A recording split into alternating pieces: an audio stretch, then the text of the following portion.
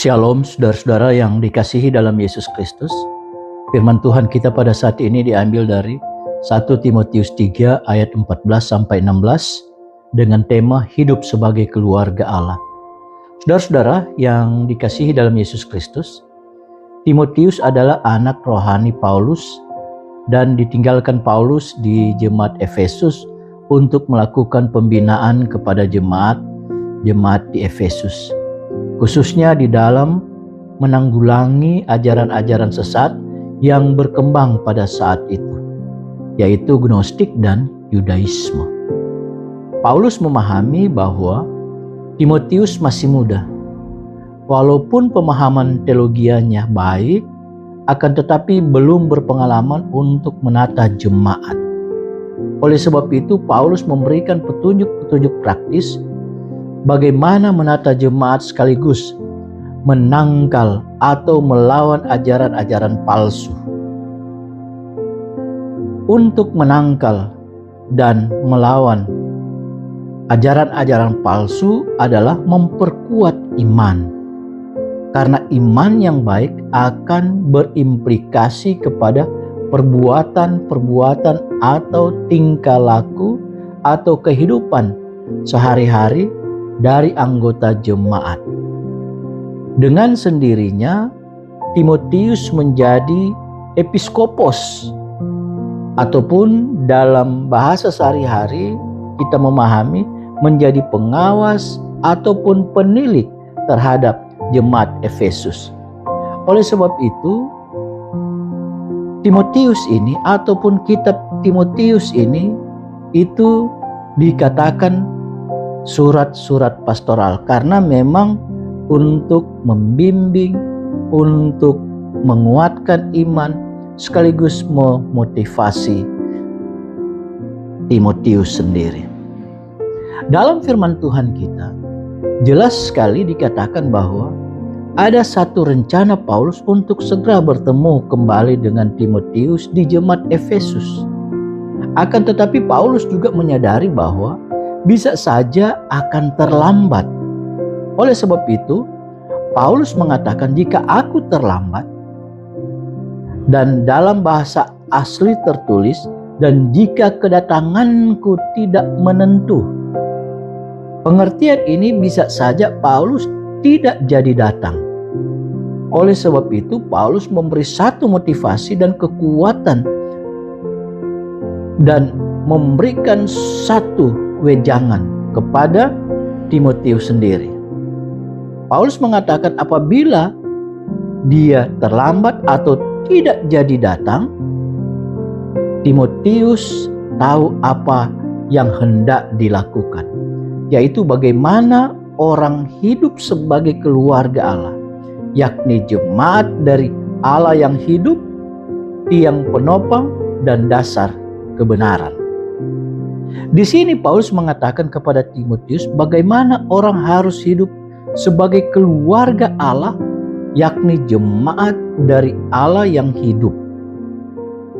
Paulus secara tidak langsung mengatakan bahwa jemaat Efesus adalah keluarga Allah.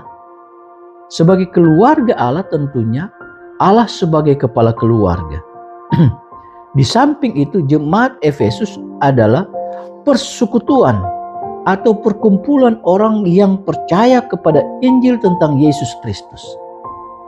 Kepada mereka telah diperlihatkan rencana Allah dan mereka dipilih untuk melakukan kehendak Allah di dunia.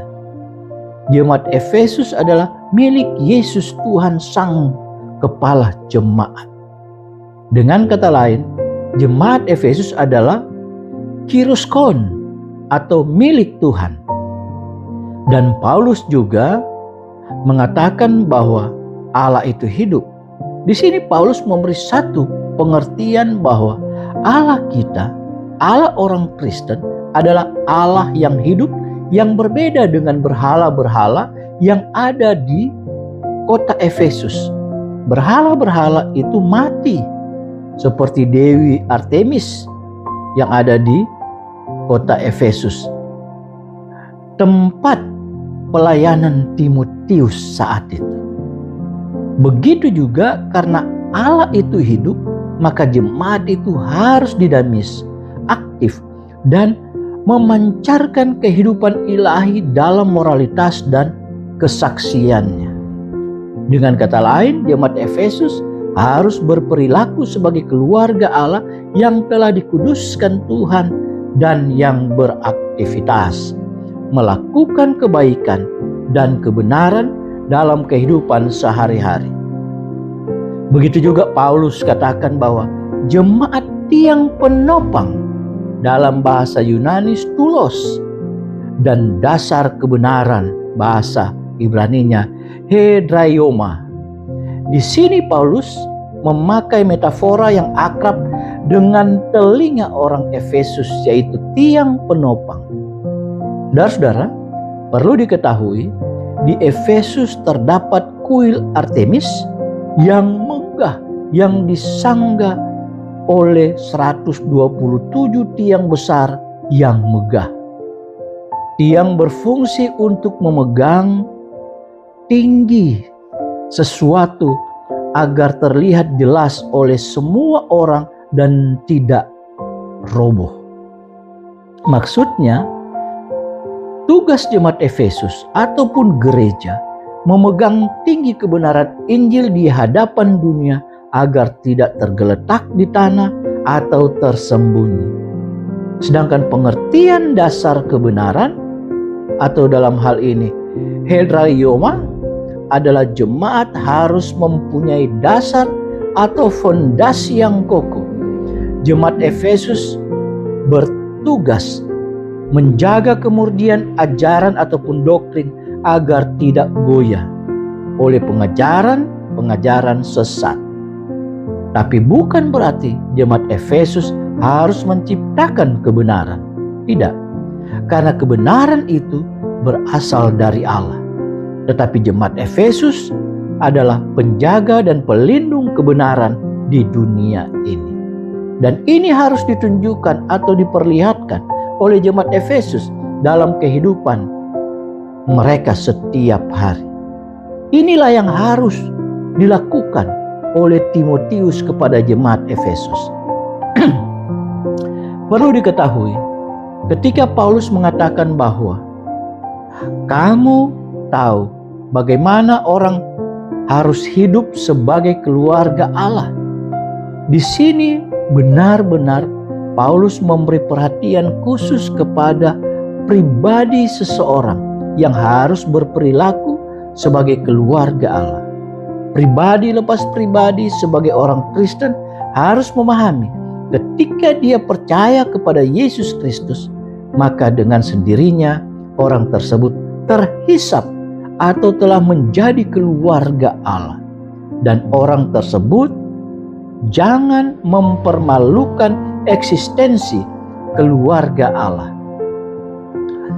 Paulus juga memberikan satu petunjuk praktis teologis tentang kebenaran yang sebenarnya, yang disangkal oleh ajaran-ajaran palsu mengenai eksistensi Yesus Kristus. Paulus mengatakan dalam ayat 16, sesungguhnya agunglah rahasia ibadah kita. Di sini Paulus mengatakan bahwa ibadah orang Kristen adalah besar, mulia, dan terhormat.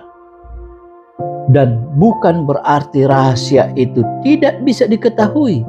Oleh sebab itu Paulus mengatakan, Yesus Kristus itu adalah Allah yang menyatakan diri dalam rupa manusia, dibenarkan dalam roh, yang menampakkan dirinya kepada malaikat-malaikat, diberitakan kepada bangsa-bangsa yang tidak mengenal Allah, yang dipercaya di dalam dunia, diangkat dalam kemuliaan. Jadi ibadah yang benar adalah percaya dengan sungguh-sungguh kepada Yesus Kristus, yang adalah Tuhan, yang telah mati, bangkit, dan dimuliakan di sorga, dan diberitakan sebagai dasar Injil kepada semua bangsa untuk memperoleh keselamatan. Jadi ibadah bukan hanya sebatas formalitas dalam menyanyi dan berdoa saja. Saudara-saudara yang dikasihi dalam Yesus Kristus, tema kita adalah hidup sebagai keluarga Allah. Sama seperti yang dikatakan Paulus kepada Timotius, demikian juga pengertiannya kepada kita, yaitu hidup sebagai keluarga Allah adalah melakukan kehendak-kehendak Allah dalam kehidupan kita sehari-hari.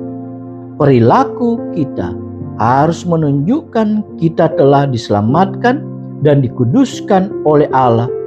Kita jangan melakukan apa yang dilakukan oleh dunia ini, karena itu sangat bertentangan dengan perilaku atau hidup sebagai keluarga Allah.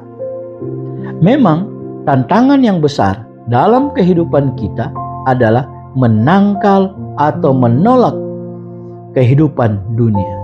Tetapi bukan berarti tidak bisa kita tolak ataupun menangkal semuanya itu. Kita akan sanggup melakukan dan berperilaku sebagai keluarga Allah. Kita akan sanggup hidup sebagai keluarga Allah kalau kita tetap hidup mengandalkan Tuhan. Sebab dengan mengandalkan Tuhan, maka Roh Kudus akan menolong kita untuk hidup sebagai keluarga Allah. Roh Kudus akan membimbing dan mengajar kita untuk melakukan kehendak Allah. Roh Kudus akan bersama-sama dengan kita. Kita akan hidup sesuai kehendak Allah. Hidup sebagai keluarga Allah adalah melakukan kebenaran, melakukan kasih, saling memperhatikan, saling menolong satu dengan yang lain, dan hidup dalam sukacita. Kalau ada kita melakukan kesalahan dan dosa, kita harus meminta pengampunan kepada Tuhan. Melakukan kesalahan kepada teman atau kawan kita, harus kita berani dan dalam kerendahan hati kita meminta maaf kepadanya. Dengan melakukan ini, maka kita akan senantiasa diberkati oleh Tuhan, dan kelak kita akan dimuliakan oleh Tuhan bersama-sama dengan Yesus Kristus. Demikianlah firman Tuhan. Tuhan memberkati kita.